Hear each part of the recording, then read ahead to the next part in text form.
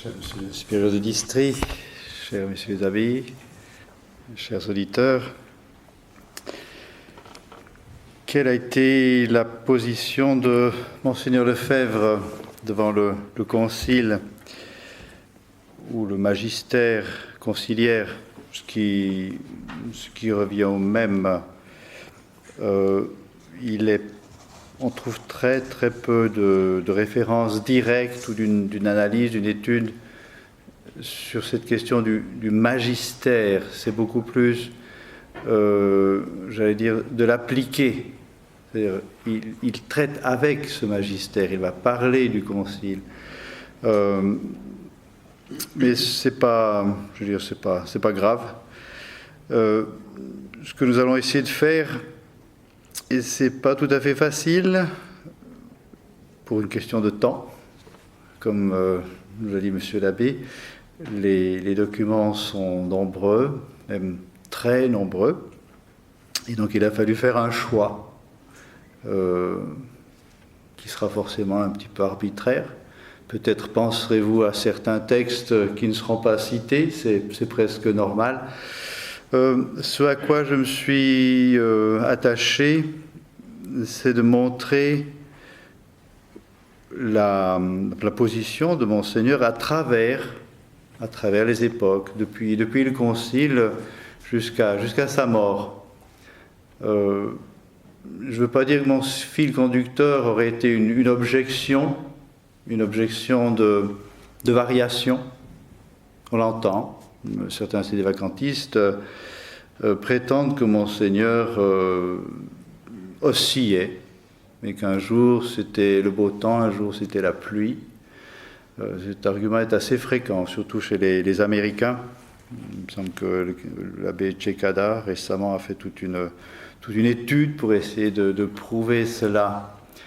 Et aussi récemment, certains ont esquissé cette idée que sur la fin de sa vie, surtout après les sacres, il y aurait eu un durcissement de position de Monseigneur Lefebvre par rapport, on peut dire par rapport à Rome. Alors, eh bien, regardons. Ce sera peut-être un petit peu fastidieux parce qu'il y aura pas mal de répétitions. Enfin, comme ça, au moins, vous saurez à la fin ce qu'a dit Monseigneur. Vous le savez déjà. Mais je pense qu'on n'y échappe pas à vous lire et relire ce qu'il a dit, ce qu'il a pensé. Et, ma foi, il y aura des répétitions. Je commence directement dans le Concile, sur la fin du Concile. C'est une citation que vous avez déjà entendue une ou deux fois pendant ce congrès. Il y a, pendant le Concile, les évêques, tous les pères sont appelés à intervenir. Il y a plusieurs sortes d'interventions. Bien sûr, il y a l'intervention déterminante du vote, mais avant le vote, on discute des textes. Comment faire discuter 2500 personnes ensemble? Vous comprenez tout de suite qu'il doit y avoir un système. Ce n'est pas possible d'avoir une espèce de parlement où 2500 personnes discutent ensemble du thème. Ils sont ensemble pour voter. Il y a quelques interventions publiques directes devant l'Assemblée générale. Ça se passe en commission. Les textes sont préparés en commission. Bien sûr, on les fait connaître à l'ensemble. Et alors, les évêques font part de leurs remarques aux différentes instances, secrétariat du concile ou directement les commissions, pour des corrections. Donc, certaines interventions de Monseigneur Lefebvre sont publiques, donc c'est devant l'ensemble de l'Assemblée conciliaire. D'autres sont, on n'a pas envie de dire privées, mais sont écrites, donc sont tout simplement communiquées au secrétariat. Et celle que je vais vous lire, que vous avez entendu un tout petit peu, qui est peut-être l'une des plus spectaculaires, au point de vue, disons, intervention, elle n'a été que écrite. C'est peut-être aussi pour cela qu'on n'en a pas beaucoup parlé, au moins à l'époque. Il s'agit d'une intervention sur le texte qui parle des relations entre l'Église et le monde moderne, Gaudium et Spes. C'est une intervention assez longue qui fait même plusieurs pages, que vous trouvez dans son livre « J'accuse le Concile ». Un nombre de demandes de correction, des attaques sur ce texte extrêmement graves, d'innombrables propositions contiennent des ambiguïtés parce qu'en réalité, la doctrine de leur rédacteur n'est pas la doctrine catholique traditionnelle, mais une doctrine nouvelle, mélangée de nominalisme, de modernisme, de libéralisme et de teilhardisme. Ça fait partie de l'intervention. Elle continue. Malheureusement, je ne peux pas tout vous lire. Hein. C'est impossible, tout simplement. J'ai ici devant moi 50 pages, il faut vous dire. Et je suis obligé, bien sûr, de choisir. La conclusion, vous l'avez entendu, mais je la relis. J'essaierai de la lire un peu lentement. Cette constitution pastorale, donc il s'agit de Gaudium et Spes. Gaudium et Spes est cité par le pape actuel, Benoît XVI, comme étant la clé de lecture du Concile. Donc ce n'est pas rien. C'est ce qui permet de comprendre le Concile. On parle d'une intention du Concile. Qu'est-ce que ce Concile avait comme but, comme fin? Ça se trouve dans cette constitution. Et voici ce qu'en dit Monseigneur Lefebvre. Cette constitution pastorale n'est ni pastorale, ni émanée de l'Église catholique. Elle ne paie pas les hommes et les chrétiens de la vérité évangélique et apostolique. Et d'autre part, jamais l'Église n'a parlé ainsi. Cette voix, nous ne pouvons l'écouter parce qu'elle n'est pas la voix de l'épouse du Christ. Cette voix n'est pas la voix de l'Esprit du Christ. La voix du Christ, notre berger, nous la connaissons. Celle-ci, nous l'ignorons. Le vêtement est celui des brebis. La voix n'est pas celle du berger, mais peut-être celle du loup. C'est pendant le Concile. On est bien sur la fin du Concile. Mais vous voyez la force des paroles. C'est énergique. Et bien, nous allons poursuivre, mais bien sûr, il ne s'agit pas de tout le Concile, mais il s'agit d'un texte absolument déterminant et important. Et on l'a utilisé hier pour qualifier le langage, la manière de parler, bien sûr, puisqu'on dit la voix. Mais on comprend aussi que ça va beaucoup plus loin, qu'il ne s'agit pas seulement du langage, mais de la pensée. Et bien sûr, c'est très, très, très grave. En 1966, un an après le Concile, décembre 66, Monseigneur Lefebvre va nous faire une des plus belles synthèses sur le Concile, justement. Et vous voyez, c'est juste après le Concile. Des fois, on dit, on a pu le dire, que justement, Monseigneur, sa pensée s'est précisée avec les développements, avec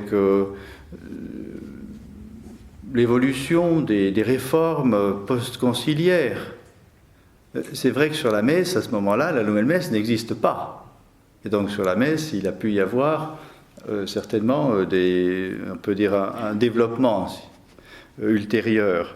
Mais sur le Concile, une année après le Concile, voici ce que Monseigneur Lefebvre va répondre à une lettre que le cardinal Ottaviani, à ce moment-là responsable, préfet de la congrégation de la foi, envoie aux évêques du monde entier.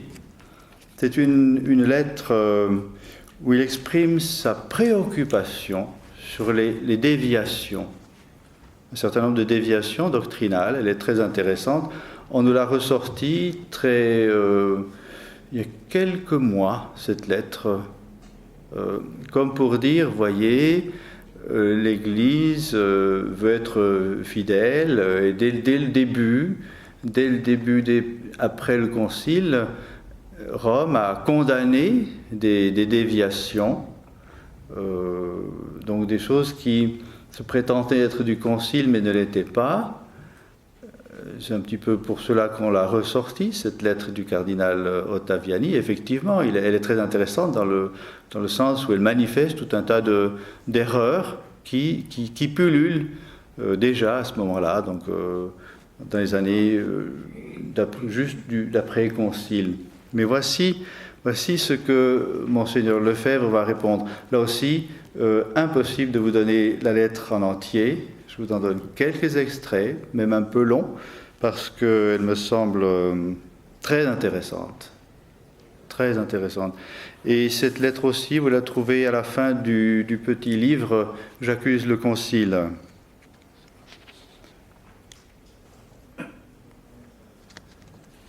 Monseigneur commence par décrire un certain...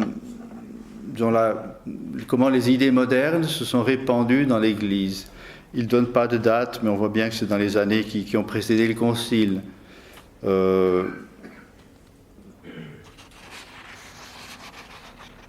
Mais il montre avec cela qu'il y a un terrain favorable à la pensée moderne dans le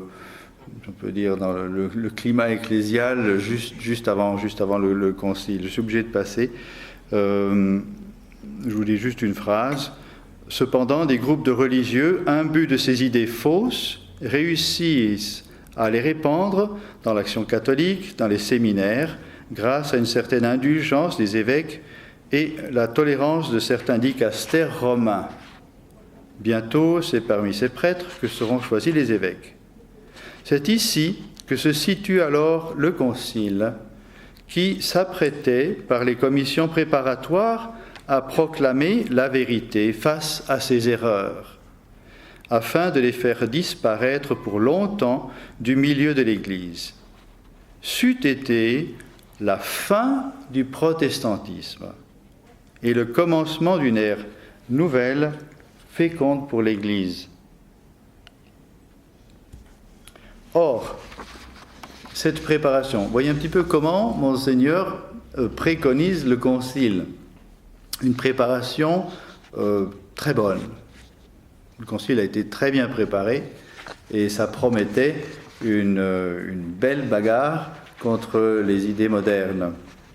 Or, cette préparation a été odieusement rejetée pour faire place à la plus grave tragédie qu'a jamais subie l'Église. Voilà comment en 1966, un an après le Concile, Monseigneur Lefebvre qualifie le Concile. La plus grave tragédie qu'a jamais connue l'Église. Nous avons assisté au mariage de l'Église avec les idées libérales. Ce serait nier l'évidence, se fermer les yeux, que de ne pas affirmer courageusement que le Concile a permis à ceux qui professent les erreurs et les tendances condamnées par les papes ci-dessus nommés. Il avait cité Pie IX, Léon XIII, Saint Pie X, Pie XI, Pie XII.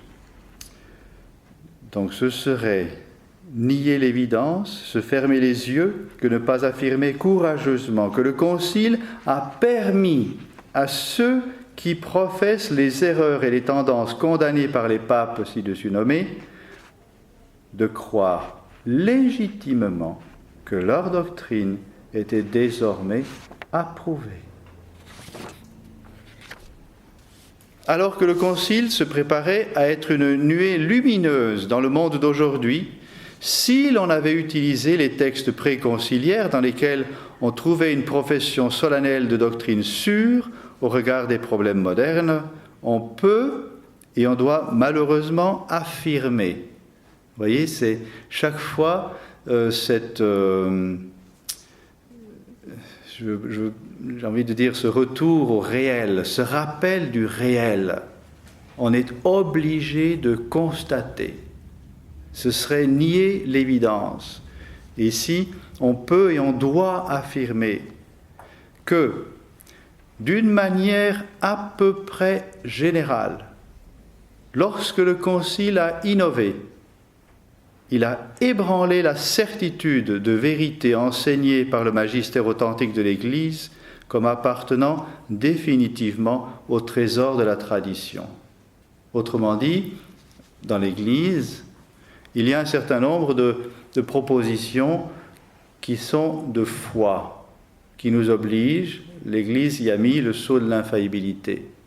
Mais il y a aussi tout un domaine qui n'est pas contraignant à ce niveau, qui est tout simplement possédé dans l'Église d'une manière pacifique, paisible, comme appartenant à la foi. C'est sans discussion, c'est acquis, et c'est tout. Ce ne sont pas directement des dogmes, mais ça appartient. Disons en théologie, on fait toute une distinction entre un certain nombre de propositions. Vous avez les dogmes, qui sont de foi divine, révélée. Vous avez des propositions qui sont des conclusions théologiques. Vous avez des propositions qui sont certaines. Vous avez d'autres qui sont d'opinion. Vous avez tout un degré. Vous avez par exemple des propositions qui sont ce qu'on appelle sententia communis, c'est-à-dire qui sont reçues communément. Voilà, c'est la sentence commune, c'est-à-dire que si vous prenez l'ensemble des théologiens, ils enseignent cela. Vous trouverez ici ou là quelqu'un qui enseignera un peu différemment, mais ce n'est pas justement la sentence commune. Bien. Et Monseigneur ici de nous dire que ce qui appartenait même déjà comme définitivement au trésor de la tradition, mais seulement enseigné par le magistère authentique. On distingue authentique de infaillible. Un magistère infaillible qui est beaucoup plus contraignant, évidemment. Lorsque l'Église, par exemple, le dogme de l'Immaculée Conception, cette vérité, eh bien, ne vient pas dans l'Église en 1854. Elle est crue dans l'Église, c'est une fête qui est célébrée des siècles et des siècles avant. Et à un certain moment, même déjà, c'est saint Thomas, on dispute de la question. Donc elle est encore discutée. Mais néanmoins, la généralité de l'Église l'accepte, et même, vous voyez, au point d'en faire une fête. Elle est acceptée. Et à un certain moment, eh bien, le pape décide d'en faire un dogme. Et il prend le soin, lorsqu'il dogmatise, de montrer que ce n'est pas quelque chose de nouveau. Qu'au contraire, on le trouve à travers toute l'Église. Il s'applique à bien montrer que c'est ce que l'Église a toujours cru. Un dogme, c'est jamais quelque chose de nouveau. Mais c'est précisé. Et il est précisé que ce point-là, eh bien, si on veut conserver la foi catholique, on est obligé de le croire. Et on n'a pas le droit de le mettre en doute. Pie XII est très très fort, il faut le remercier. Dans le dogme sur l'Assomption, il explique très très clairement qu'il ne dit pas seulement celui qui refuse, mais celui qui met en doute. Mettre en doute un dogme. Pie XII dit qu'il sache qu'il a déchu totalement de la foi. Simplement mettre en doute. Du moment que Rome a parlé et a dit ça c'est un dogme, de dire oh je ne sais pas, peut-être que on a perdu la foi. Et déchoir de la foi est telle qu'on ne l'a pas en partie. Soit on a tout, soit on n'a rien. C'est la nature même de la foi qui existe cela. Pourquoi ? Parce que la foi repose sur le fait que Dieu ne peut ni se tromper, ni nous tromper. Du moment que je mets en doute ce qu'il m'a dit, je dis qu'il peut se tromper. Et s'il peut se tromper sur un point, il peut se tromper sur tous les points. Donc la foi exige l'assentiment à tout. C'est très simple. Et c'est pour ça qu'aujourd'hui, lorsqu'on parle des protestants qui ont une foi commune avec nous, ce n'est plus le langage de l'Église. C'est parler d'une manière simplement matérielle ou quantitative. Si vous voulez, il y a un certain nombre de vérités. Donc les protestants croient à un certain nombre de ces vérités. Mais on ne peut pas appeler ça la foi. Parce que c'est une croyance, c'est un mode humain. Le motif, le formel de la foi, qui est cette soumission à Dieu qui parle, n'est plus là. Le protestant, c'est lui qui décide. Il prétend que c'est sous la lumière du Saint-Esprit, mais c'est lui, personnellement, qui décide. Ça, je l'accepte. Ça, je le refuse. Ce n'est plus le bon Dieu. Eh bien, ce n'est plus la foi surnaturelle. Et dans le langage, c'est vrai qu'on utilise encore la foi, ce terme, mais il faut savoir qu'il a plusieurs sens. Il est analogique. Et c'est délicat, surtout aujourd'hui, lorsqu'on parle d'une foi commune dans Jésus-Christ, ainsi de suite, on mélange tout. Témoigner de la foi commune, on trouve ça dans à peu près de nombreux textes actuels, avec les protestants, témoigner de la foi commune en Jésus-Christ, c'est tout mélangé. C'est introduire la confusion partout. Littéralement, formellement, le protestant n'a pas la foi. C'est tout. Il croit en certaines choses, de propos délibérés dans sa volonté et son intelligence, mais ce n'est pas l'acceptation de la révélation par Dieu qui révèle à travers son Église, qui peut ni nous tromper, ni se tromper. Et donc, je reviens ici, ce que nous dit Monseigneur Lefebvre ici, c'est qu'en dessous de ces vérités qui sont, disons, les dogmes, il y a une quantité de vérités qui sont simplement acquises, crues dans l'Église, et qui sont ainsi possédées d'une manière tranquille. Eh bien, à l'approche d'une vague de mise en doute par les modernistes, par la philosophie moderne, que fait le Concile? Eh bien, justement, il ébranle tout cet ensemble de vérités qui étaient possédées tranquillement.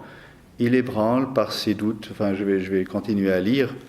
Il a ébranlé la certitude de vérités enseignées, qui étaient enseignées par le magistère, un degré en dessous, c'est ce qu'on appelle le magistère authentique, mais comme appartenant définitivement au trésor de la tradition.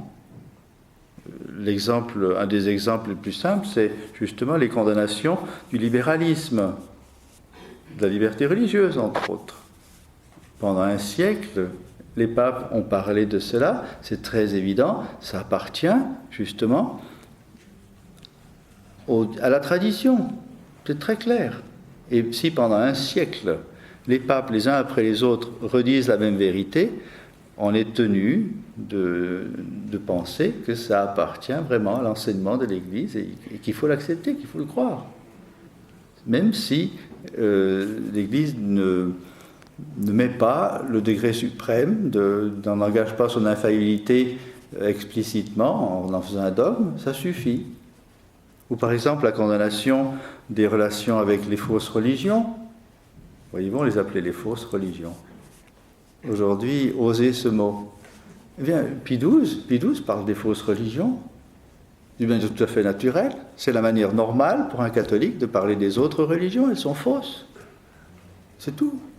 Aujourd'hui, on considère que c'est un crime, que c'est une injure, je ne sais pas trop quoi. Non, elles sont fausses. Comme on dit, une fausse monnaie. Ça se présente, ça prétend être une monnaie, et c'est faux, tout simplement. C'est du toc, ça ne vaut rien. Elles sont fausses, pourquoi? Parce qu'elles ne sont pas capables de faire ce qu'elles prétendent. Elles prétendent conduire les âmes au ciel, elles n'en ont pas les moyens. Elles sont fausses. Alors bien sûr, si les autres sont fausses, il n'y en a qu'une de vraie déjà, et puis il faut lui appartenir. Et c'est le rôle de l'Église de amener ou de ramener les âmes à cette unique Église capable de sauver. Eh bien, vous voyez comme le Concile a complètement, mais bouleversé ces vérités. Aujourd'hui, regardez dans la pratique ce qui se fait dans ses relations avec les autres religions, où on va dire qu'elles sauvent, on va dire qu'il est plus nécessaire qu'ils se convertissent. Ils sont assez habiles. C'est très très rare que vous trouviez cette phrase telle que je viens de l'exprimer. Ce sera plutôt par la négative. On va dire l'Église ne fait pas de prosélytisme. Autrement dit, elle n'essaie plus de les convertir. Ou bien on le passe carrément sous silence. Dans un document de la Convention de la foi, relativement récent, sur la mission de l'Église, on dit, c'est très intéressant, on parle des païens, et là on insiste beaucoup et très fortement sur le devoir de missionner. C'est notre Seigneur qui a envoyé les apôtres à toutes les nations. Alors là, on dit, oui, il faut gagner toutes ces âmes, ces pauvres âmes, il faut les gagner à Jésus-Christ, à l'Église. Et après, lorsqu'on parle des confessions chrétiennes, alors c'est un tout autre langage, mais un tout autre langage. On ne parle absolument plus de conversion. On dit qu'il faut les traiter avec beaucoup de respect pour toutes leurs traditions, pour toutes ces valeurs, et ainsi de suite. Dans un deuxième paragraphe, on évoque que si éventuellement une de ces personnes demande à l'Église à se convertir, oui, au nom de la liberté de conscience, oui, quand même, il faut accepter ça, il faut quand même leur permettre de se convertir. On est bien loin de ce qu'enseignait l'Église avant. Excusez-moi d'illustrer un tout petit peu le propos de Monseigneur, de Lefebvre, mais c'est pour que, même si ici c'est dit très brièvement, vous puissiez saisir ce qu'il dit. Qu'il s'agisse, alors là il va évoquer un certain nombre de ces vérités acceptées paisiblement et mises en question. Qu'il s'agisse de la transmission de la juridiction des évêques, des deux sources de la révélation, de l'inspiration scripturaire, de la nécessité de la grâce pour la justification, de la nécessité du baptême catholique, de la vie de la grâce chez les hérétiques. Ça peut arriver. Est-ce que ça arrive? Est-ce que ça n'arrive pas? Est-ce que c'est vrai? Est-ce que c'est faux? Est-ce qu'un hérétique en tant que tel peut avoir la grâce? Schismatiques et païens, des fins du mariage, de la liberté religieuse, des fins dernières, etc. Vous voyez que ça fait quand même pas mal de questions. Sur ces points fondamentaux, la doctrine traditionnelle était claire et enseignée unanimement dans les universités catholiques. Or, de nombreux textes du Concile sur ces vérités permettent désormais d'en douter. Les conséquences en ont été rapidement tirées et appliquées dans la vie de l'Église. Donc ici, Monseigneur va nous montrer qu'est-ce qui se passe si on met en doute, si on ébranle ces vérités. On ne touche pas à la foi impunément. On est une année après le Concile, toutes les réformes ne sont pas encore là. Voici la description que nous fait Monseigneur. Les doutes sur la nécessité de l'Église et des sacrements entraînent la disparition des vocations sacerdotales.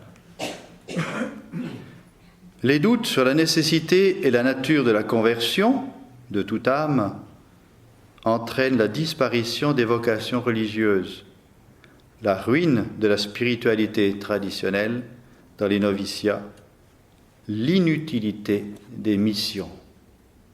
Les doutes sur la légitimité de l'autorité et l'exigence de l'obéissance provoquée par l'exaltation de la dignité humaine, de l'autonomie de la conscience, de la liberté, ébranlent toutes les sociétés, en commençant par l'Église.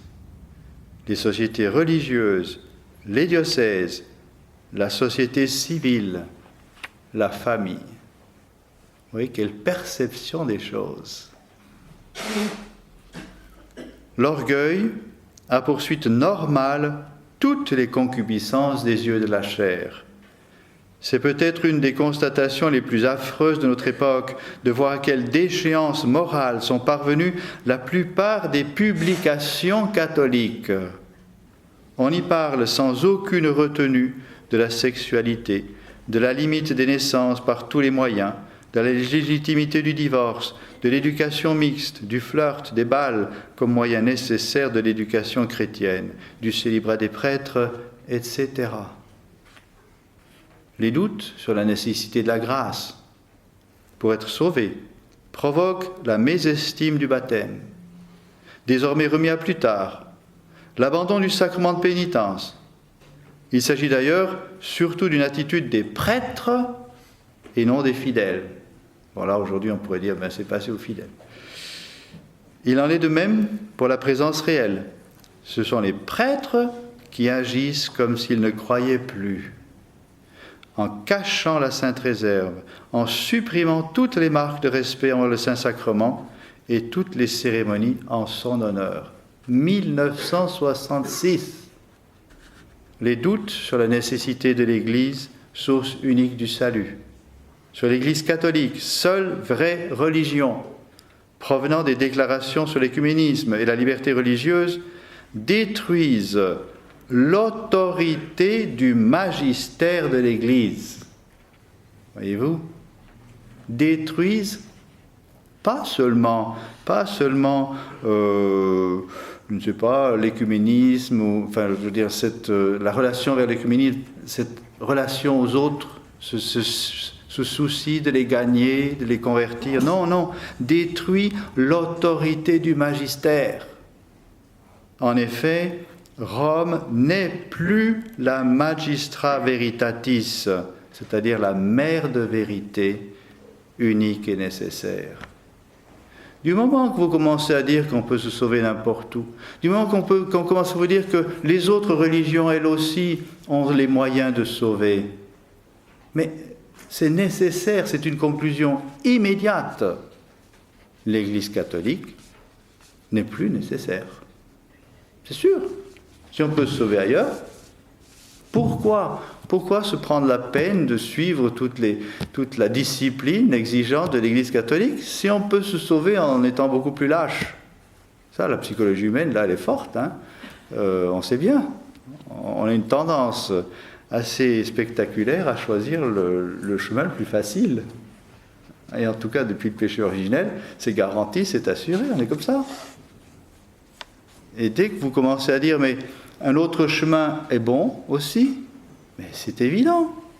C'est évident, la conséquence est évidente. Cette psychologie humaine qu'on trouve ici chez Monseigneur décrite, on a l'impression qu'elle a été complètement perdue dans l'Église au moment du Concile.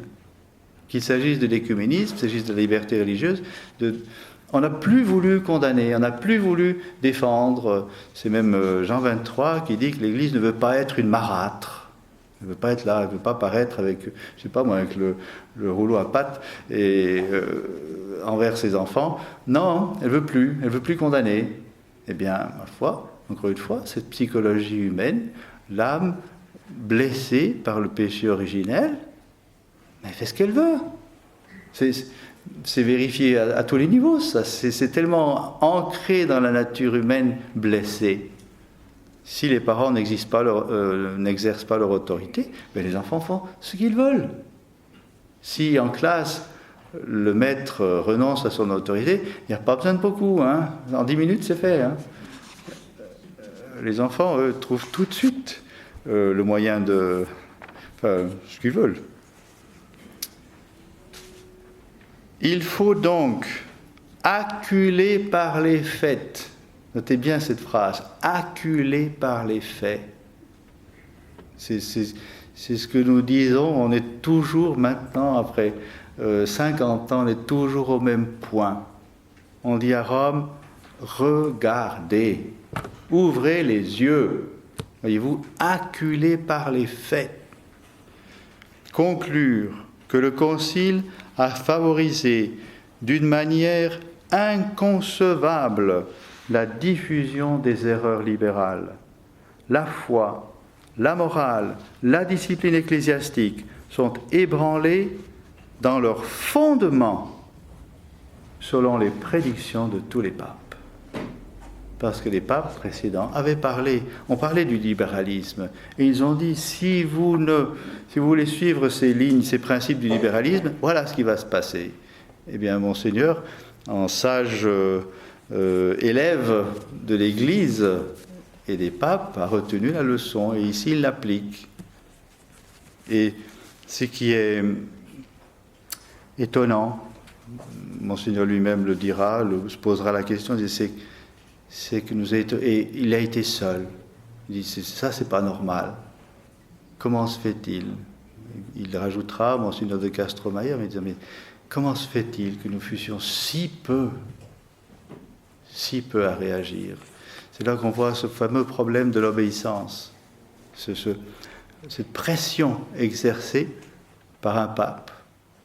C'est au nom de l'obéissance qu'est rentré tout ce désastre dans l'Église. C'est impressionnant comme tout. La destruction de l'Église avance à pas rapide, par une autorité exagérée donnée aux conférences épiscopales. Le souverain pontife s'est rendu impuissant. Le souverain pontife s'est rendu impuissant. C'est lui qui s'est rendu impuissant. En une seule année, que l'exemple douloureux. Cependant, le successeur de Pierre et lui seul peut sauver l'Église. Ça, c'est encore une fois un regard de foi. Évidemment, on pourrait passer toute la conférence simplement sur cette lettre. Mais vous voyez, 1966, cette perception de Monseigneur sur le Concile, sur la gravité, l'événement le plus tragique, la plus grande tragédie de l'Église. Eh bien, on va en parcourir quelques-uns des textes qu'il nous donne après. C'est de la même teneur. Vous verrez, il n'y a rien de changé. Mais maintenant, nous passons à 74. Nous avons déjà donc un saut de presque 10 ans. Un texte très, très fameux. Cette fameuse déclaration du 21 novembre 74. Juste le contexte. Rome a envoyé une visite apostolique, c'est-à-dire, on parle d'apostolique lorsque c'est Rome qui fait la visite. Visite, c'est un terme technique qui veut dire contrôle. Pour les finances, on dirait un audit, donc un contrôle des plus sévères, on vérifie. Et donc, lorsqu'on parle d'une visite apostolique, c'est pas un délégué du pape qui vient se promener et qui vient faire une bonne fête. On vient examiner de très près une société, un diocèse. Ça peut être, on peut faire, enfin, toute chose. Et elle se fait au mois de novembre, cette visite apostolique, de 2 envoyés de Rome. Monseigneur Anquelin et Deschamps scandalisent le séminaire par leurs propos du genre qu'est-ce que la vérité? Donc ils interrogent les séminaristes et à un moment donc les prélats romains qu'est-ce que la vérité? Ou bien je suis pas sûr que notre Seigneur soit ressuscité. Comme ça. Et à Monseigneur Lefebvre, directement, mais vous savez, dans quelques années, il y aura le mariage des prêtres. Vraiment, ça a été à l'école, les séminaristes et les professeurs, Monseigneur, ont été outrés. Rome qui vient faire un contrôle, et voilà ce qu'ils disent, et voilà ce qu'ils enseignent. Et donc, c'est dans ce climat que Monseigneur va rédiger cette déclaration, c'est une prise de position. Nous adhérons de tout cœur, de toute notre âme à la Rome catholique, gardienne de la foi catholique et des traditions nécessaires au maintien de cette foi, la Rome éternelle, maîtresse de sagesse et de vérité. Nous refusons par contre, et nous avons toujours refusé, de suivre la Rome de tendance néo-bonerniste et néo-protestante, qui s'est manifestée clairement dans le Concile Vatican II. Et après le Concile, dans toutes les réformes qui en sont issues. Toutes ces réformes, en effet, ont contribué et contribuent encore à la démolition de l'Église, à la ruine du sacerdoce, à l'anéantissement du sacrifice et des sacrements, à la disparition de la vie religieuse, à un enseignement naturaliste et teilhardien dans les universités, les séminaires, la catéchèse, enseignement issu du libéralisme et du protestantisme condamné maintes fois par le magistère solennel de l'Église. Et ça touche maintenant le magistère. Aucune autorité, même la plus élevée dans la hiérarchie, ne peut nous contraindre à abandonner ou à diminuer notre foi catholique, clairement exprimée et professée par le magistère de l'Église depuis 19 siècles. Voyez-vous, c'est cette affirmation que justement il ne peut pas y avoir de rupture dans le magistère. Et nous la constatons, cette rupture. Le principe, on l'affirme, oui, il ne peut pas, et c'est précisément parce qu'il ne peut pas que nous refusons ce qui se passe aujourd'hui. Tandis qu'à Rome, on y dit, il ne peut pas y avoir de rupture, donc il n'y a pas de rupture. C'est très simple. Et lorsque nous disons, si, il y a rupture, il nous rétorque, donc vous ne croyez pas à l'assistance du Saint-Esprit sur l'Église. Alors on dit ça, c'est un petit peu trop simple, n'est-ce pas? Mais c'est l'argument, je vous assure. M. l'abbé Glaise, qui a dû l'entendre de ses propres oreilles. Et il a dû le voir dans les textes. Moi-même, bien sûr, je l'ai entendu. Vous n'avez pas le droit de dire qu'il y a des erreurs dans le Concile. Et pourquoi? Mais parce qu'il y a l'assistance du Saint-Esprit. Vous n'avez pas le droit de dire que la nouvelle messe est mauvaise. Pourquoi? Parce que le Saint-Esprit est là. Si vous voulez, c'est la grande tentation. C'est vraiment, si on peut dire, le nœud, le problème auquel on s'achoppe depuis le début.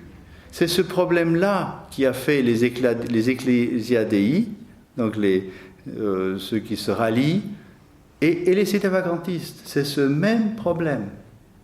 La même majeure, c'est-à-dire le même principe, pas assez précisé, pas assez distingué, accompagné ensuite d'une mineure. Vous savez, dans un raisonnement, vous avez une majeure, une mineure, une conclusion. Donc la majeure, elle est de foi. La mineure, c'est une constatation de la réalité. Le sédévacantiste va faire une constatation de la réalité. Celui qui suit Ecclésiadei aussi, mais ce ne sera pas la même. Et la conclusion sera radicalement opposée. Le principe, c'est le pape ne peut pas se tromper, ou l'Église ne peut pas se tromper. La mineure, pour celui qui va suivre Ecclésiadei, il va dire « Or, c'est l'Église qui a fait Vatican II ». Le sédévacantiste va dire « Or, dans Vatican II, il y a des erreurs ». Voyez-vous, ces deux propositions sont vraies. Et c'est une constatation de la réalité.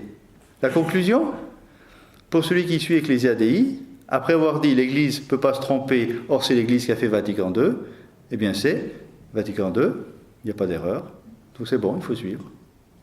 Le sédévacantiste, lui, va dire il y a des erreurs dans ce texte, la conclusion va être ça ne peut pas être le pape qui l'a fait, ça ne peut pas être l'Église qui a fait ça. Donc il n'y a pas de pape, ou même il n'y a pas d'Église. Et quand on voit que, puisque la mineure est vraie, la conclusion étant si opposée, c'est dans la majeure qu'il y a le problème, ou plutôt c'est de la majeure qu'il faut expliquer, qu'il faut distinguer. Bon, excusez-moi d'être là un petit peu technique, mais c'est impressionnant de voir justement comment, là vous avez le nœud du problème. Et Monseigneur, lui, le résout, disons, par la conclusion, aucune autorité ne peut nous obliger. Oui, aucune autorité, même la plus élevée, ne peut nous contraindre à abandonner ou diminuer la foi. Clairement exprimée et professée par le magistère de l'Église. Donc ce n'est pas nous C'est le reproche qu'on nous fait, c'est que vous êtes des protestants parce que vous élevez votre raison au-dessus de l'enseignement actuel. Et nous disons non, ce n'est pas nous, c'est le magistère. L'Église a déjà parlé de cela.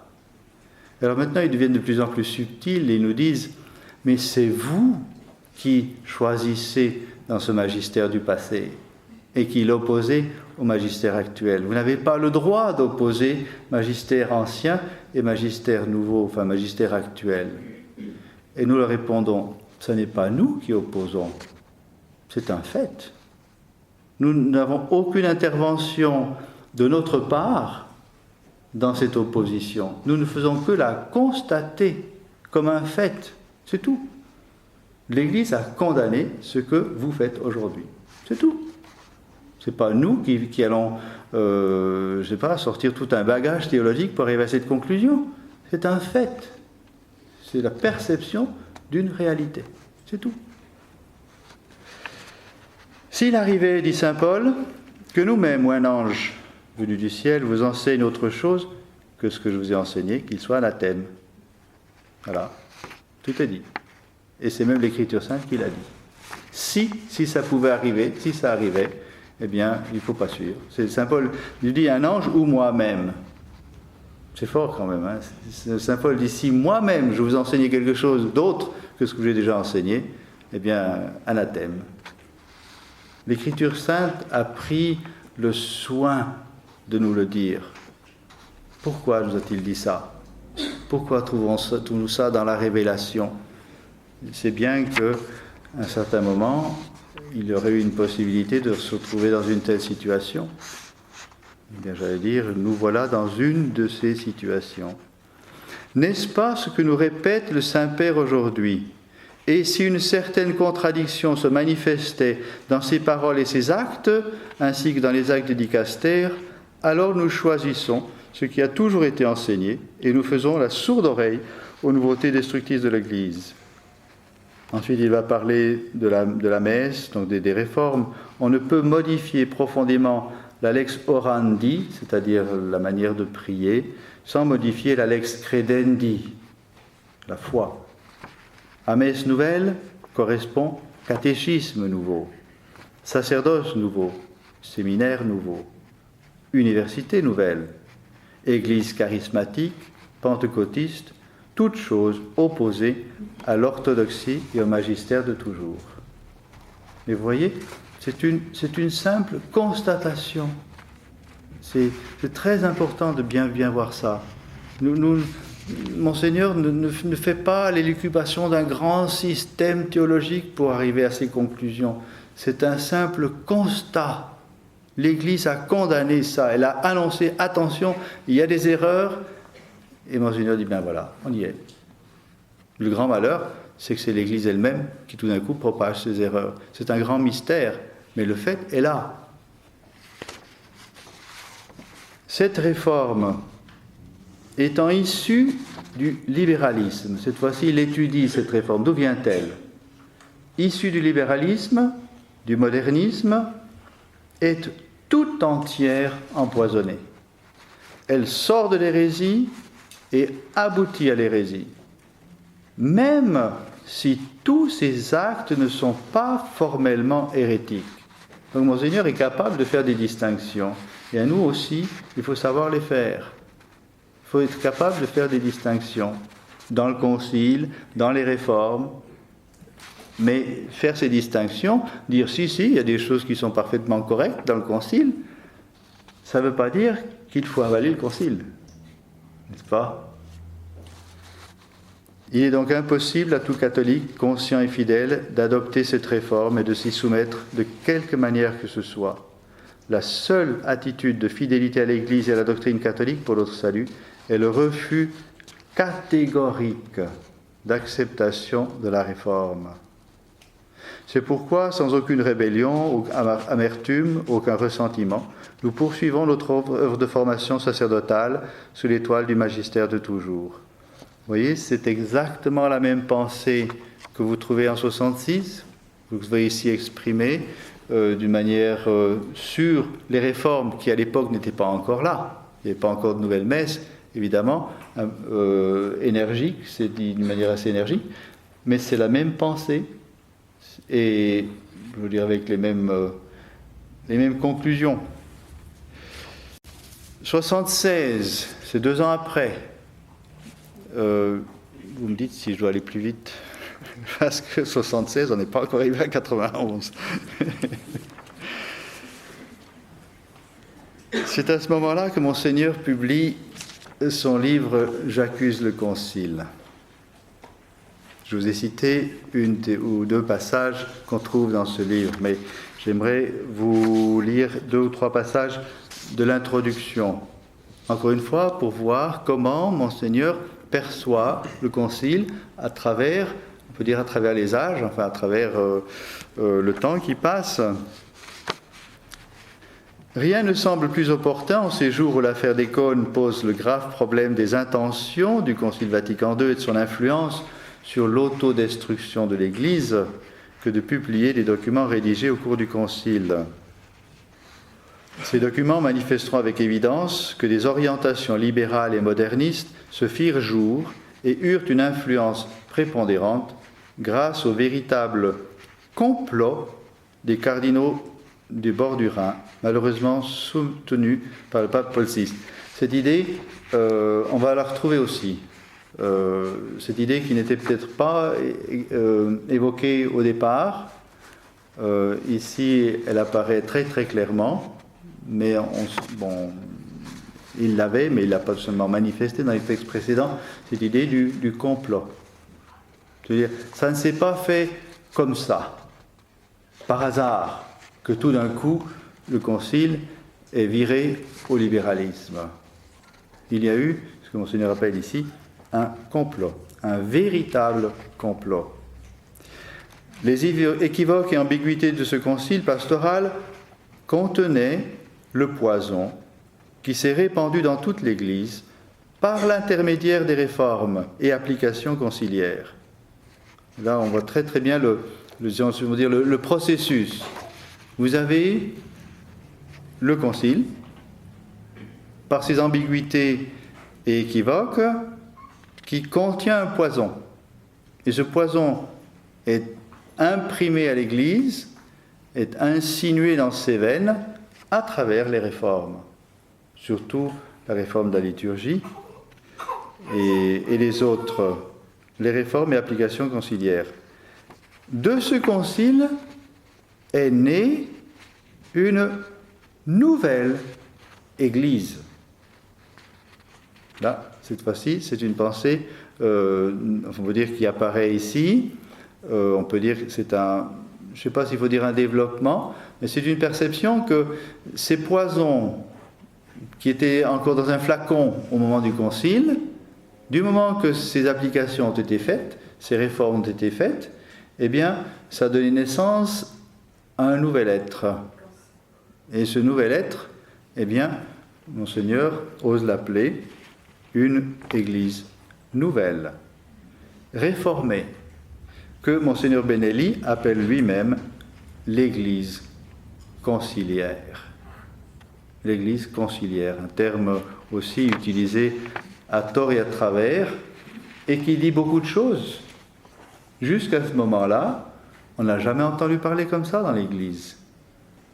On n'a jamais entendu parler de l'Église de Nicée, c'est-à-dire l'Église du Concile de Nicée, ou, je ne sais pas, l'Église du Concile de Latran. Non, c'était l'Église catholique qui avait eu un concile.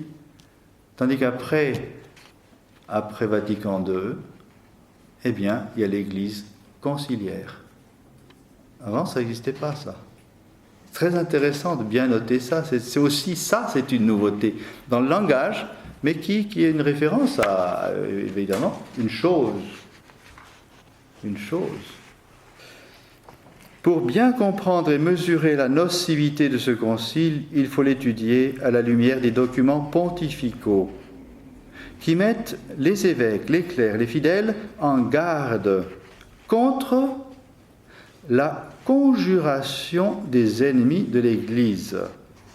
Donc, ce n'est pas Monseigneur Lefebvre qui vous présente ici une idée originale.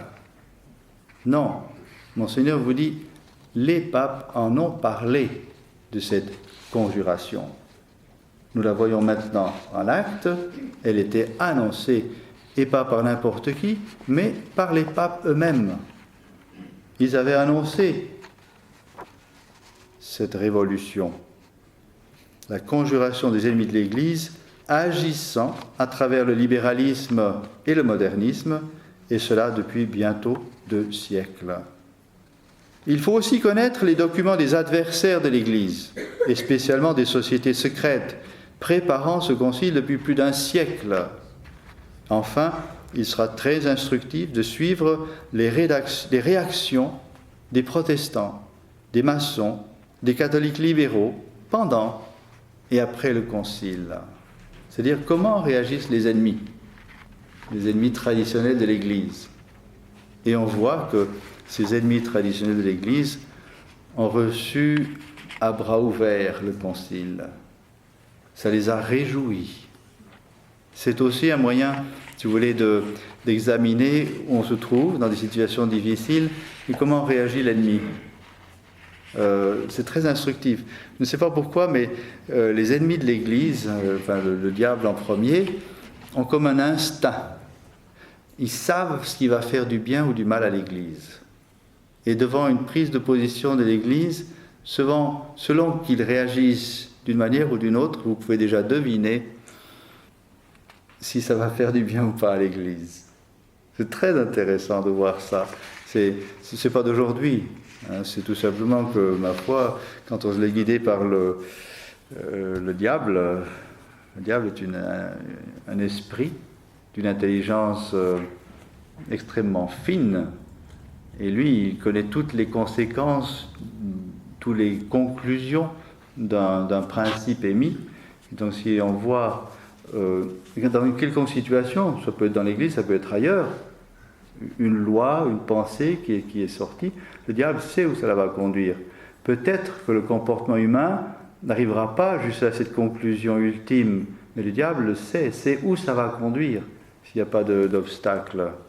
Et ainsi, quand on voit par exemple au moment de la liberté religieuse, comment les francs-maçons s'en réjouissent, comment un Yves Marsaudon décrit comment, à ce moment-là, sa joie de franc-maçon de voir, dit-il, éclater sous la coupole de Saint-Pierre les thèses, les principes maçonniques. Il le dit comme ça. À nous d'en être conscients, à nous de le voir. Des protestants qui saluent la nouvelle messe, qui disent « Désormais, nous pouvons prendre le missel catholique pour notre cérémonie protestante. » Ils l'ont fait, ce sont des fêtes, ça, ce n'est pas des inventions de nous, sur la nouvelle messe. Mais un catholique normal doit se poser des questions, et graves. Si tout d'un coup un protestant vous dit « Moi, maintenant, je peux prendre ce missel-là pour célébrer mon culte protestant », il y a un problème, et plutôt grave. Et quand vous avez même des théologiens protestants qui vous expliquent, un certain Metz dit, vu que la pensée, que l'idée de sacrifice a été fortement estompée dans la nouvelle messe, le protestant se sent chez soi à cette messe. Et donc il peut y aller. Eh bien, si lui se sent chez lui, nous, on n'est plus chez nous. C'est sûr. C'est garanti. C'est pas possible. Et Monseigneur continue en disant « La conclusion s'impose ». De nouveau, vous voyez, conclusion s'impose. C'est pas lui qui veut imposer une conclusion, elle s'impose. Surtout après l'immense désastre que subit l'Église depuis le Concile. Cet événement ruineux pour l'Église catholique et toute la civilisation chrétienne n'a pas été dirigé et conduit par l'Esprit Saint. Ça, c'est 76. C'est la préface. Ensuite, dans les notes à propos du titre « Pourquoi j'accuse le Concile ?», ils se sont pris pour l'Église vivante et maîtresse de vérité. libre d'imposer aux clercs et aux fidèles de nouveaux dogmes, soit le progrès, l'évolution, la mutation et une obéissance aveugle et inconditionnelle.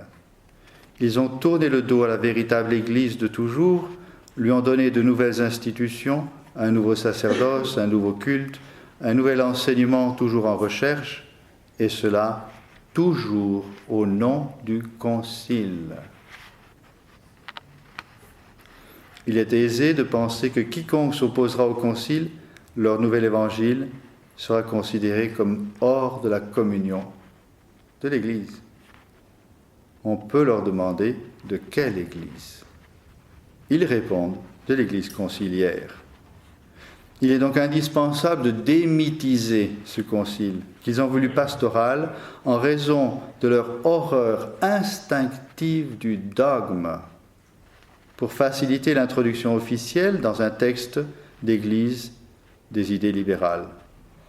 Mais l'opération terminée, ils dogmatisent le concile, le comparent à celui de Nicée, le prétendent semblable aux autres, sinon supérieur. Vous voyez, c'est 76, eh bien 2012, exactement ça. Dans nos discussions avec Rome, c'est exactement ça. D'un côté, on s'ingénie à dire, et c'est vrai, qu'il y a des différences, des distinctions à faire dans les textes, que tous les textes n'obligent pas de la même manière. On le trouve même au Concile, lorsque les évêques, confus, se posaient la question, mais ce Concile est-il ou n'est-il pas infaillible? Ou qu'est-ce qui est infaillible dans ce Concile? Il y a deux réponses qui ont été données par le secrétaire du Concile, et la réponse la plus fameuse dit ceci: est infaillible dans le Concile ce que le Concile dit être infaillible. Donc, si vous trouvez un passage où l'Église dit, où le Concile dit maintenant je veux être infaillible, alors ça c'est infaillible.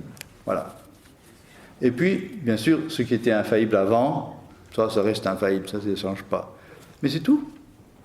Et pour le reste, dit le Concile, eh bien, il faut appliquer les règles habituelles, c'est-à-dire, ça va dépendre de la nature de ce qui est dit, de l'insistance, de l'importance avec laquelle l'autorité parle. Est-ce qu'elle veut vraiment obliger, enseigner, ou est-ce qu'elle fait simplement de communiquer une pensée? Par exemple, la liberté religieuse, c'est un message qui est envoyé à tout le monde. C'est, si vous voulez, au point de vue nature, c'est totalement différent de ce qu'on appelle une constitution dogmatique, où là, ça donne quand même une impression de volonté de dire quand même quelque chose de plus sérieux. Un message au monde, bon, ça vaut ce que ça vaut. Hein, c'est un décret, bon, dignitatis humanae. Mais ce n'est pas une constitution dogmatique, c'est une autre nature.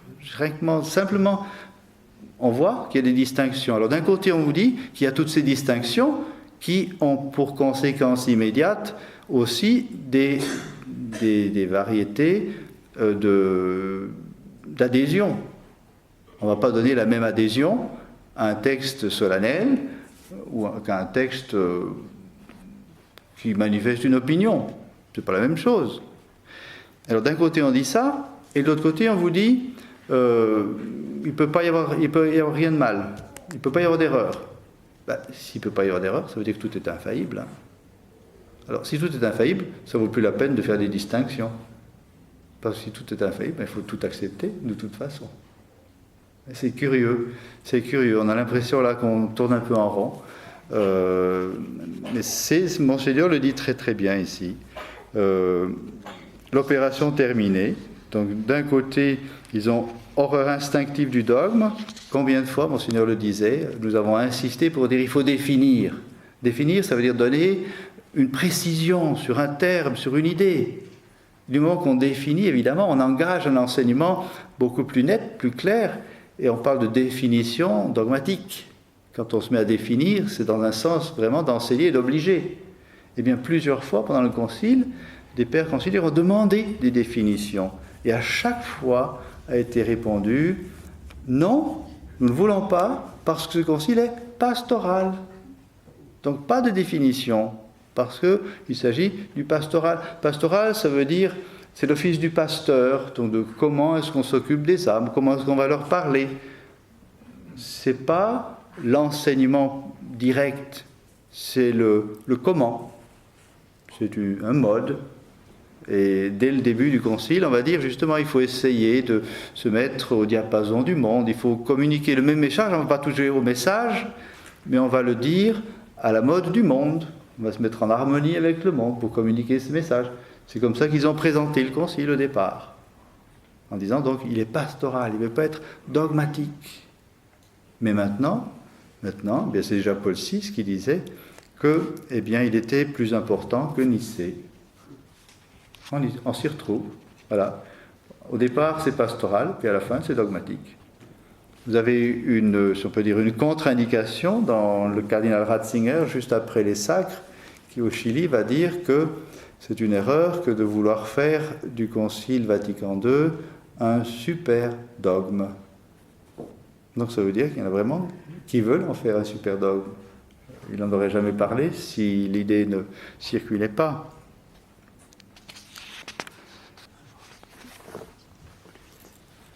Je vais aller un peu plus vite.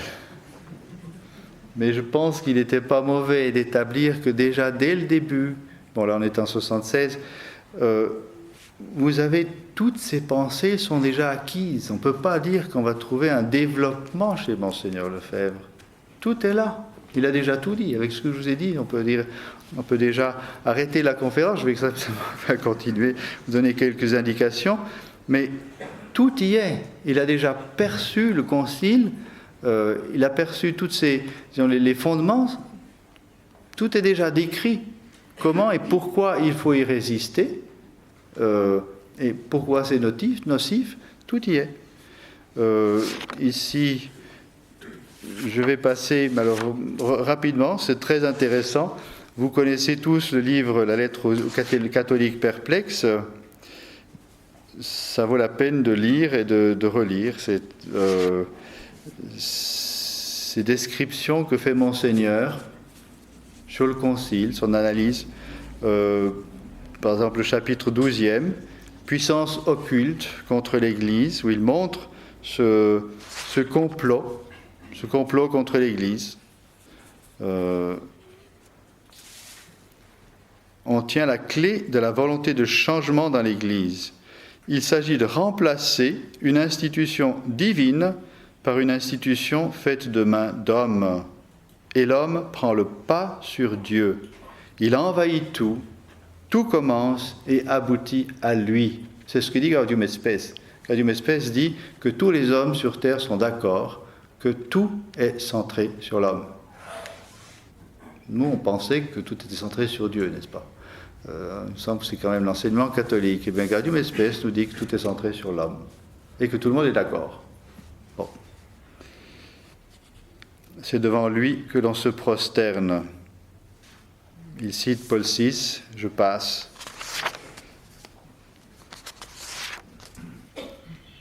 Et le chapitre 14e, une subversion organisée.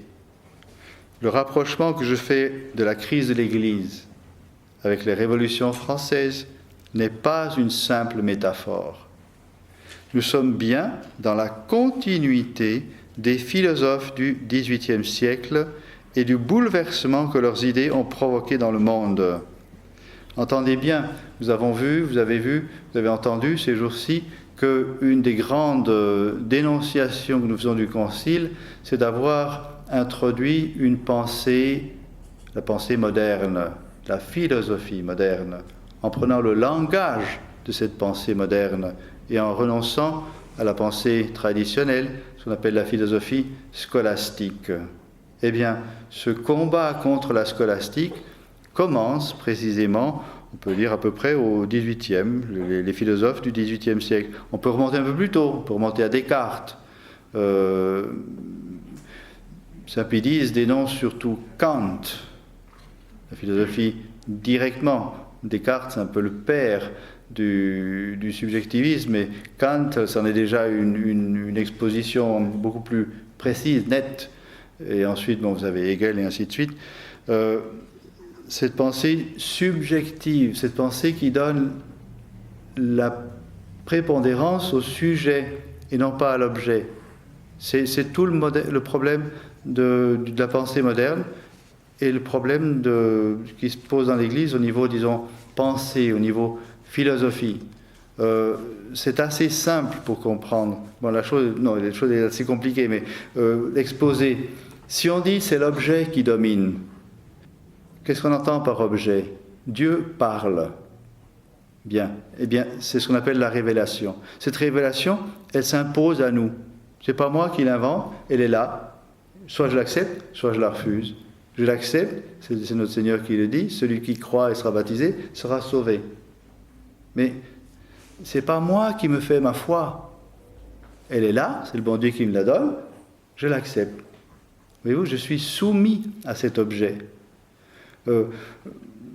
La philosophie va aller beaucoup plus loin, elle va dire que toute faculté, toute capacité que nous avons a cette soumission à quelque chose d'extérieur.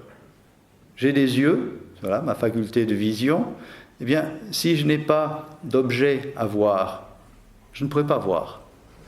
Ou tout simplement, si je me trouve dans une salle noire, je ne verrai rien. Si je me trouve devant une paroi sans aucun objet à voir, je pourrais essayer d'admirer tous les tableaux que je veux, il n'y en a pas, je ne les vois pas. C'est comme ça. Tandis que le subjectif, lui, le subjectiviste, va prétendre que c'est son travail intellectuel qui va produire cet objet. Donc c'est lui qui fait. En fait, c'est le bon Dieu qui fait ça. Ils se prennent pour le bon Dieu, c'est tout. On se dit très simplement, n'est-ce pas, c'est un fameux court-circuit. Eh bien, les modernistes, la foi, elle ne vient pas du dehors, elle vient de moi. C'est moi qui fais ma foi. J'en ai besoin, donc je m'invente mon Dieu. Le moderniste, dans l'Église, vous dit que ce sont les disciples, les apôtres, qui ont inventé la résurrection. Et tout le reste. C'est une invention. Donc ce n'est pas du réel, mais c'est mon besoin. Parce que vous dites, avez-vous la foi? Ils vont dire, bien sûr que j'ai la foi. Je crois à tout ce que l'Église enseigne.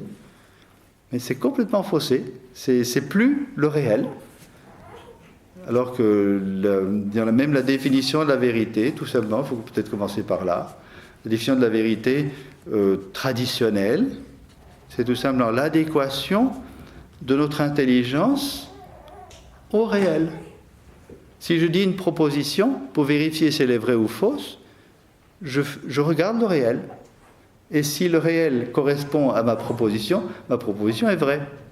Si je dis il y a de l'eau dans ce verre, eh bien, chacun vérifie, et puis, si c'est vrai, eh bien, ma proposition était vraie, tout simplement. Mais ce n'est pas moi qui ai inventé ou qui ai tout simplement mis de l'eau dans ce verre. La vérité ne vient pas de moi, elle vient du réel. Et la meilleure manière de neutraliser un subjectiviste acharné, c'est de lui demander de passer par la porte qu'il prétend y avoir dans un mur où il n'y en a pas. En général, il ne va pas à travers cette porte. En général. On lui souhaite en tout cas. Ceux qui ont transmis ce poison à l'Église l'avouent eux-mêmes. C'est le cardinal Suenens, s'écriant, Vatican II, c'est 89 dans l'Église. Et il ajoutait, parmi d'autres déclarations dépourvues de précautions oratoires, on ne comprend rien à la Révolution française ou russe si l'on ignore l'ancien régime auquel elles ont mis fin. De même, en matière ecclésiastique, une réaction ne se juge qu'en fonction de l'état de choses qui a précédé. Ce qui a précédé et qu'il considérait comme devant être aboli, c'est le merveilleux édifice hiérarchique ayant à son sommet le pape, vicaire de Jésus-Christ sur terre. Citation de Suenens. Le Concile Vatican II a marqué la fin d'une époque. Pour peu qu'on prenne un plus de recul, Il a même marqué la fin d'une série d'époques, la fin d'un âge. Parlez après ça de continuité. Ensuite, Monseigneur va citer Congar, c'est la même chose, excusez-moi, je passe, c'est fort intéressant, mais voilà, le temps passant, je suis obligé, moi aussi, de passer.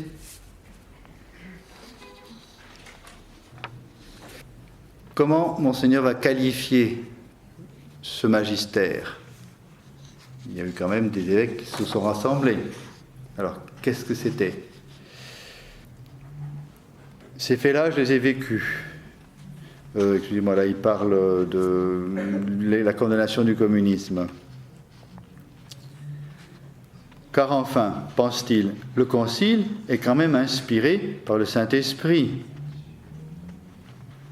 Réponse de Monseigneur, pas nécessairement. Un concile pastoral non dogmatique, c'est une prédication qui, de soi, n'engage pas l'infaillibilité. Voilà comment Monseigneur Lefebvre estime le concile. C'est une prédication. Lorsque nous avons demandé à Monseigneur Felici, à la fin des sessions, ne pourriez-vous pas nous donner ce que les théologiens appellent la note du concile?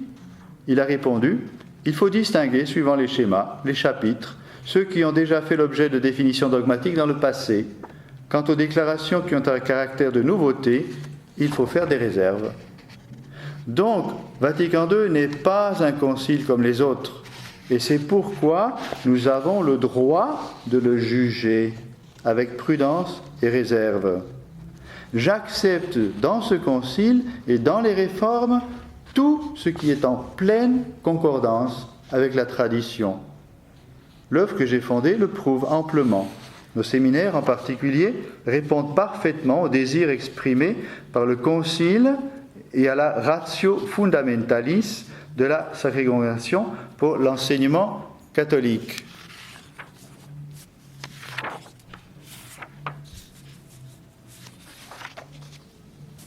Mais il est impossible de prétendre que seules les applications post-conciliaires sont mauvaises. Voyez-vous, donc le concile est bon, mais les applications post-conciliaires sont mauvaises. Les rébellions de clercs, les contestations de l'autorité pontificale, toutes les extravagances de la liturgie et de la nouvelle théologie, la désertification des églises n'auraient donc rien à voir, comme on l'a affirmé tout récemment, avec le concile. Allons donc, elles en sont les fruits. Voilà ce que disait Monseigneur. C'est donc dans le 14e chapitre de J'accuse le concile. Je saute, là je vais faire un gros saut cette fois-ci. Je vais passer à 87. Vous me dites combien j'ai de minutes encore? Très bien.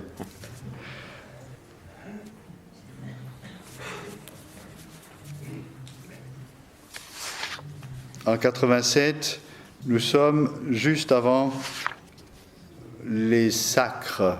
En fait, les textes que j'avais ici, que je voulais vous livrer, sont des textes de la fin de l'été 87. Il y a une conférence à Icône et encore d'autres textes.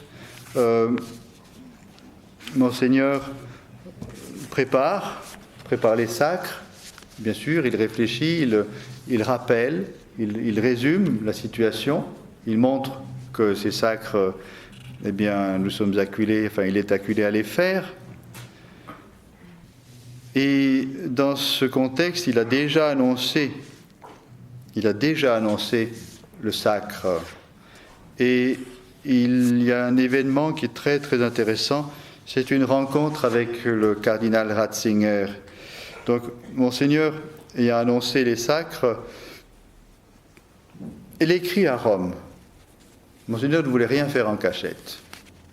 Il disait, ces sacres, on va les faire ouvertement. Et donc, la première chose qu'il fait, c'est de l'annoncer à Rome. Et il va y avoir une réaction, on peut dire, immédiate. L'annonce publique des sacres, c'est le sermon des ordinations de 87. Et dès le mois de juillet, le cardinal Ratzinger invite Monseigneur Lefebvre à le voir. Et Monseigneur va descendre le voir. Il y a des choses très intéressantes, je suis obligé de les passer. Je vais quand même vous donner la référence, ou plutôt la petite, un petit peu longue explication d'une dispute justement avec le cardinal Ratzinger à ce moment-là. J'ai beaucoup trop de choses, excusez-moi. Monseigneur échange avec le cardinal Ratzinger au sujet de la liberté religieuse. Et le cardinal Ratzinger dit à Monseigneur Lefebvre, mais on n'est plus au temps du syllabus. Et Monseigneur dit au cardinal, si c'est comme ça, j'attends demain. Mais surtout, à un certain moment, c'est très solennel parce qu'il va se lever. Il va dire au cardinal, pour nous, Jésus-Christ, c'est tout. Vous voulez enlever notre Seigneur de la société, de l'État. Vous voulez plus d'État chrétien. Nous voulons partout. C'est pour ça que nous formons nos séminaristes. Et c'est à ce moment-là qu'il dit, même si vous nous donniez des évêques et tout ça, nous ne pouvons pas travailler ensemble. C'est un moment, disons, très, très, très saisissant. J'ai résumé au cardinal Ratzinger, ça c'est le 4 septembre 87, une conférence à Icône. En quelques mots, n'est-ce pas, parce que c'est difficile de résumer toute cette situation, mais je lui ai dit, Éminence, voyez, même si vous nous accordez un évêque, même si vous nous accordez une certaine autonomie par rapport aux évêques, même si vous nous accordez toute la liturgie de 62, si vous nous accordez de continuer les séminaires et la fraternité, comme nous le faisons maintenant, nous ne pouvons pas collaborer. C'est impossible. Impossible. Parce que nous travaillons dans deux directions diamétralement opposées. Vous travaillez à la déchristianisation de la société, de la personne humaine et de l'Église. Et nous travaillons à la christianisation. On ne peut s'entendre. Alors je lui ai dit, pour nous, le Christ, c'est tout. Notre Seigneur Jésus-Christ, c'est tout. C'est notre vie. L'Église, c'est notre Seigneur Jésus-Christ. C'est son épouse mystique. Le prêtre, c'est un autre Christ. Sa messe, c'est le sacrifice de Jésus-Christ et le triomphe de Jésus-Christ par la croix. Notre séminaire, on y apprend à aimer le Christ. On est tout tendu vers le règne de notre Seigneur Jésus-Christ. Notre apostolat, c'est le règne de notre Seigneur Jésus-Christ. Voilà ce que nous sommes. Et vous faites le contraire. Vous venez de me dire que la société ne doit pas être chrétienne, ne peut pas être chrétienne, que c'est contre sa nature. Vous venez de vouloir me prouver que notre Seigneur Jésus-Christ ne peut pas et ne doit pas régner sur les sociétés. Et vous voulez prouver que la conscience humaine est libre vis-à-vis de notre Seigneur Jésus-Christ. Il faut laisser la liberté et un espace social autonome, comme vous dites. C'est la déchristianisation. Eh bien nous sommes pour la christianisation. Voilà, on ne peut pas s'entendre. Et c'est cela, je vous assure, c'est le résumé. On ne peut pas suivre ces gens-là. C'est donc Monseigneur en septembre. Je vous cite ça parce que ça montre bien, si on peut dire, cette perception de la situation de l'Église, du Concile, de ses conséquences. Et je ne veux pas vous embrouiller, mais pour que vous ayez une idée juste, parce que de cela, certains concluent faussement. C'est-à-dire que je pense qu'il faut bien distinguer deux choses. Il faut distinguer ce concile, il faut distinguer ses conséquences, ce qu'on appelle l'Église fausse, nouvelle, l'Église conciliaire, et la vraie Église. Voyez-vous, cette distinction que Monseigneur a faite en 1974, eh bien, il la fera aussi en 87. Après des textes pareils, où on dit « ça ne sert à rien, on ne peut pas travailler ensemble ». En novembre, ça c'est en septembre, en novembre, lors du jubilé sacerdotal, dans un sermon ici à Paris, dans une première partie, il va décrire cette opposition au cardinal Ratzinger. Et dans la deuxième partie du même sermon, il va dire ce qui suit. Alors, je pense qu'un dialogue nouveau peut s'instaurer. Priez, mes bien chers frères, pour que ce dialogue aboutisse à une solution qui soit pour le bien de l'Église. Nous ne cherchons pas autre chose. Nous ne cherchons pas le bien de la fraternité, mais le bien de l'Église, le salut des âmes, le salut des familles chrétiennes, le salut des sociétés chrétiennes. Nous espérons que dans ce climat nouveau qui s'est instauré depuis quelques semaines, des solutions pourront surgir. C'est un petit espoir. Oh, je ne suis pas d'un optimisme exagéré, parce que précisément ces deux courants que j'ai décrits et qui s'opposent, il est bien difficile de les accorder. Si Rome veut nous donner une véritable autonomie, celle que nous avons maintenant, mais avec la soumission, nous le voudrions. Nous l'avons toujours souhaité, être soumis au Saint-Père. Pas question de mépriser l'autorité du Saint-Père, mais comme on nous a jetés dehors, parce que nous étions traditionnalistes, si, comme je l'ai souvent demandé, Rome accepte de nous laisser faire l'expérience de la tradition, il n'y aura plus de problème. Nous serons libres de continuer le travail que nous faisons maintenant sous l'autorité du souverain pontife. Évidemment, cela demande des solutions qu'il faut examiner, qu'il faut discuter, qui ne sont pas faciles à régler dans les détails. Mais avec la grâce du bon Dieu, il est possible que nous puissions aboutir à une solution qui nous permette de continuer notre travail sans abandonner notre foi. Et plusieurs fois, par exemple en janvier 88, demandons à la Sainte Vierge, tout particulièrement ce temps de l'Avent, c'était pas tout à fait janvier, mais c'était publié, c'était le 13 décembre, à Saint-Nicolas, qu'elle vienne à notre secours et qu'elle fasse ce miracle extraordinaire que Rome nous donne la possibilité de continuer à multiplier le nombre de catholiques et à défendre, à multiplier nos séminaires, nos couvents, nos monastères. On dit, mais comment c'est possible? Comment un monseigneur qui dit d'un côté, ça sert à rien, c'est impossible, on ne peut pas discuter avec ces gens-là, comment est-ce qu'il peut, même dans un même sermon, dire des choses comme ça? La réponse, elle n'est pas difficile. Il a la foi en l'Église.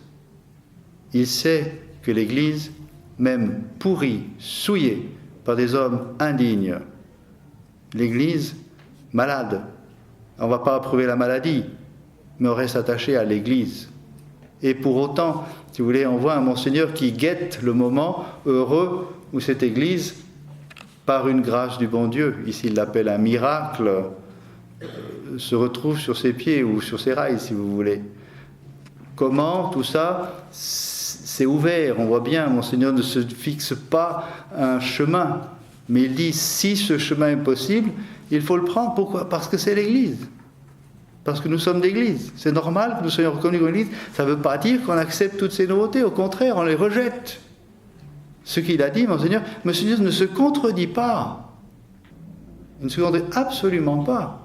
Quand il dit, il faut espérer qu'on puisse travailler ensemble, alors qu'avant il a dit on ne peut pas travailler. Ce n'est pas au même niveau. Quand on dit on ne peut pas travailler, c'est-à-dire avec le moderniste, en tant que moderniste, avec ses idées modernistes, on ne peut pas travailler. Ce n'est pas possible. Par contre, avec des hommes d'église qui reviennent à la foi de l'Église et au principe de l'Église, là, on peut travailler. C'est deux choses différentes. Alors c'est difficile de faire cette distinction lorsqu'on parle des mêmes personnes. Évidemment, là, ça devient compliqué. Mais je dirais quelque part ici, on touche au mystère de l'Église. C'est le mystère de l'Église. L'Église n'est pas que humaine. Si l'Église n'était que humaine, eh bien vraiment, on n'aurait plus qu'à fermer notre dossier, fermer la porte, mettre la clé sous le paillasson et c'est fini. Parce qu'humainement, on ne peut plus rien faire. Vu l'état de l'Église, il y a quelques espoirs, mais ils sont tellement éloignés que vraiment, humainement, c'est fini. Mais précisément, l'Église a un côté humain, mais pas que humain. Si on pourrait dire, si on voulait comparer avec une maladie, que l'Église actuellement est dans un état de cancer généralisé, avec une quantité de métastases sur à peu près tous les organes vitaux, c'est un état terminal. Terminal. Le médecin dit il n'y a plus rien à faire. Bien, ça c'est la perception des choses réelles. Et si l'Église n'était que humaine, eh bien on prépare le cercueil. Mais l'Église n'est pas que humaine. Et on sait qu'un jour, on ne sait pas trop comment, elle va en sortir. On n'a jamais le droit d'être désespéré sur l'Église. On peut être désespéré sur des hommes d'Église, oui, mais pas sur l'Église. Et c'est intéressant de voir que ce souci, si vous voulez, de travailler avec l'Église, elle traverse toute la vie de Monseigneur. Si d'un côté, vous voyez cette fermeté, que j'espère avoir pu vous montrer, même si j'étais un petit peu rapide sur la fin, elle est constante depuis le début jusqu'à la fin. Il dit, ce concile, on ne peut pas l'accepter. Il y a des tas de choses qui sont bonnes dans ce concile, mais pris dans l'ensemble, pris dans cet esprit qui est généré, ce poison, et ces réformes ensuite, c'est imbuvable, ça tue la vie catholique. Mais de l'autre côté, vous voyez, et ça parcourt, on peut dire aussi, toute sa vie, depuis le concile jusqu'à aujourd'hui, dès qu'il y a le moindre signal, le moindre espoir qui viendrait du côté de Rome, Monseigneur l'observe, il va à Rome. Il y a possibilité de voir Paul VI, c'est après l'été chaud, il y va. Il n'attend pas une minute. C'est une visite surprise, un peu organisée, très très bizarre, cette visite, comme elle a été organisée, de Monseigneur à Paul VI. Mais il y va, il n'hésite pas un instant. Le pape Jean-Paul II est à peine nommé, Monseigneur Lefebvre y va.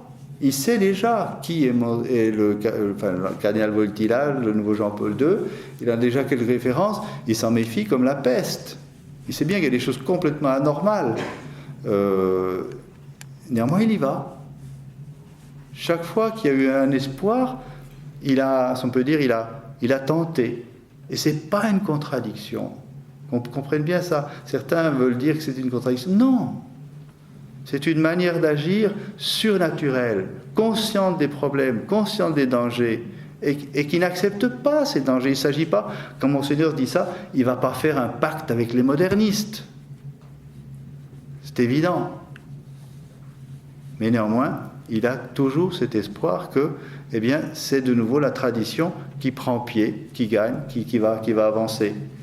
Et si on veut parler de persévérance de la fraternité dans cette ligne de Monseigneur Lefebvre, je sais bien que ça a été un peu contesté ces derniers temps, mais pour moi, je suis vraiment persuadé, en tout cas, je veux absolument suivre cette ligne de Monseigneur, et dans ces deux aspects, donc dans l'aspect de condamnation, mais aussi dans l'aspect de, si on peut dire, de reconquête.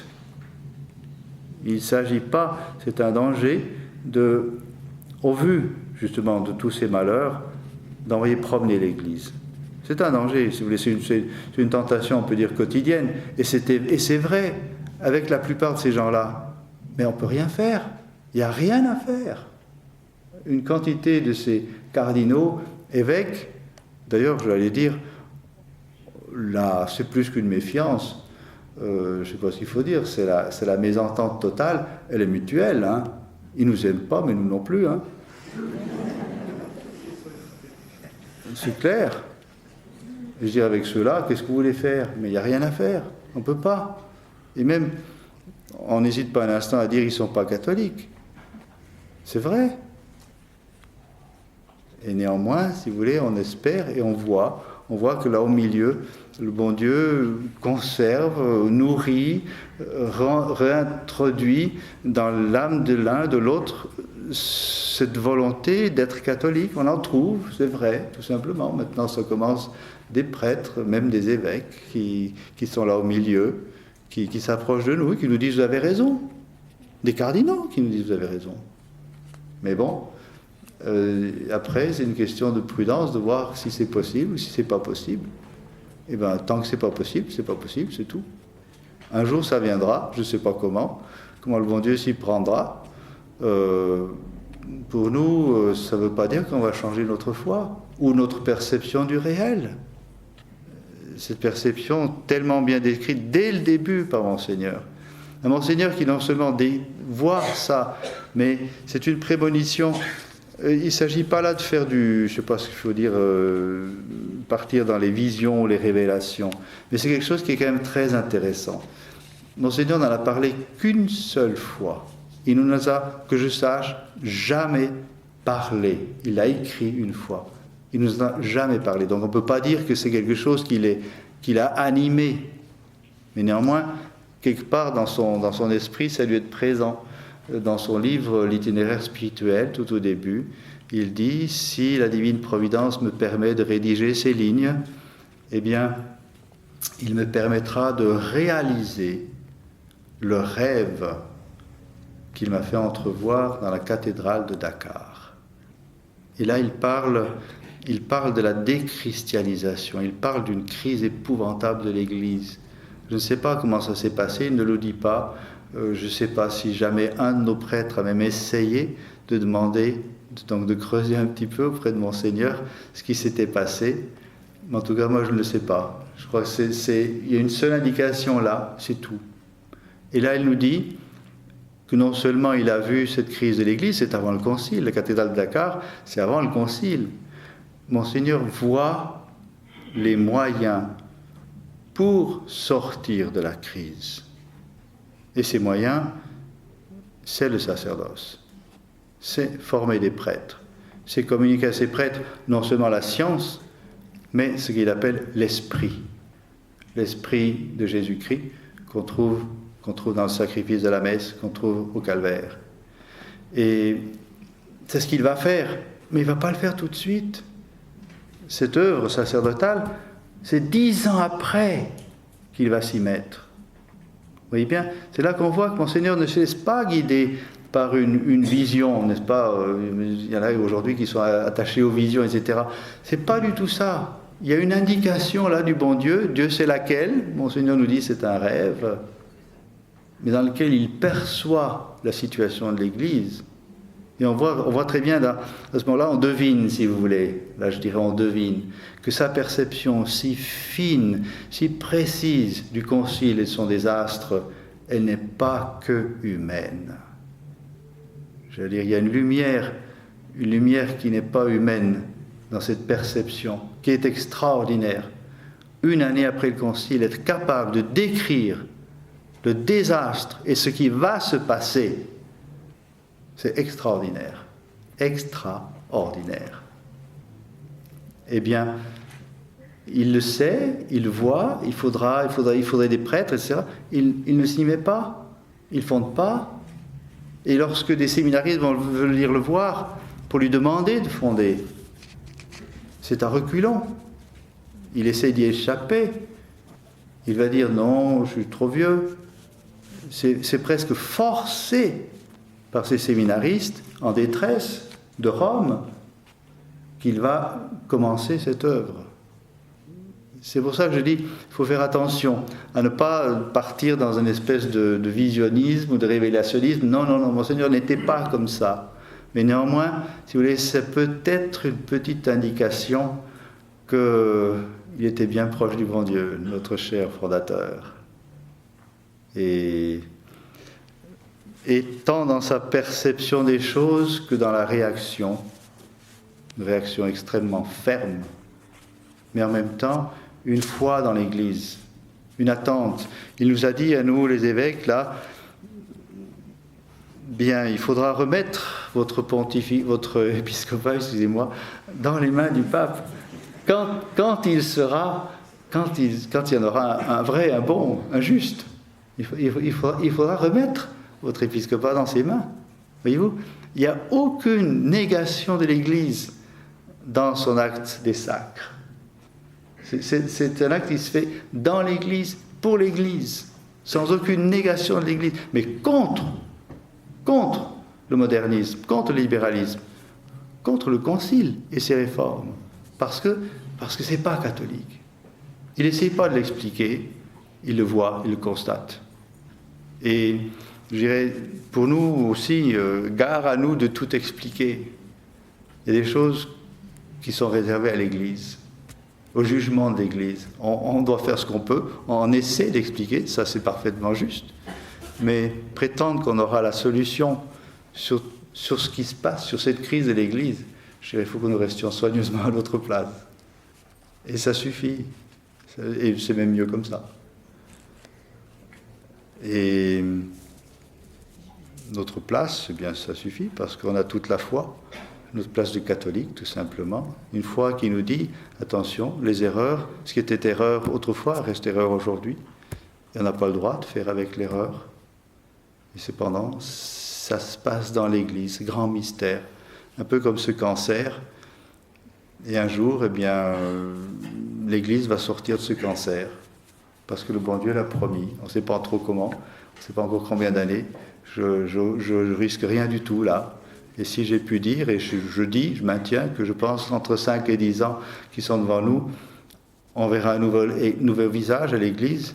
J'en dis pas plus. Je ne dis pas qu'il y aura un accord dans 5 ou 10 ans. Je ne dis pas du tout ça. Ça, il faudra voir à ce moment-là comment les choses se développent. Ça, j'en sais rien. Mais je me permets d'insister sur cette perspective surnaturelle. Monseigneur avait été doué d'une belle intelligence, on voit d'une profondeur. Certains disent qu'il n'était pas théologien, tout ça. Je regrette. Il était profondément théologien. Et un vrai théologien. C'est-à-dire quelqu'un qui sait faire non seulement du spéculatif, mais qui sait aussi regarder les conséquences dans la vie. Ça, c'est de la vraie théologie. Pas seulement spéculative, mais qui redescend aussi après. Vous avez là quelque chose de complet chez Monseigneur Lefebvre. Et bien, c'est vers lui que nous nous tournons pour lui demander par son intercession qu'il nous conserve dans cette fidélité au chemin qu'il a si bien lui-même vu, décrit, qu'on le suive pour la plus grande gloire du bon Dieu, pour son honneur à lui, et puis pour notre salut. Merci beaucoup.